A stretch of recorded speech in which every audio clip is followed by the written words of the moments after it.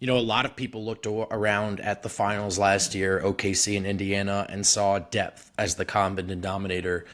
Jokic, after the Game 7 loss, basically said just as much. Those teams are deep. We're not deep enough. And ownership told us heading into the season as they searched for their new front office. And then that front office, John Wallace and Ben Tenzer, told us we heard him loud and clear. Depth was the priority heading into the offseason. And I think depth was, at least on paper, what they were able to accomplish, right? Bringing Bruce Brown back, who has had a turbulent go since leaving Denver. Frankly, most of his NBA career, it's been a little touchy. He's not exactly a point guard. What is his role?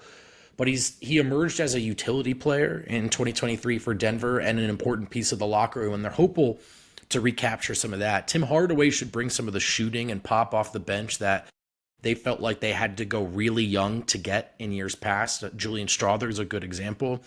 Might well be a very good offensive player in this league.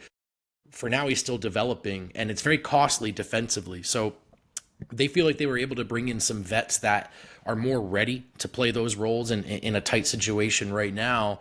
And then Jonas Valanciunas, who's maybe the most important piece of this. The Nuggets just have not been able to find a competent backup five or maintain one over the years. Mason Plumlee helped a lot in the beginning. Boogie Cousins, I thought, brought some utility, but the off-the-court stuff, he left Denver the same reason he left the league, really.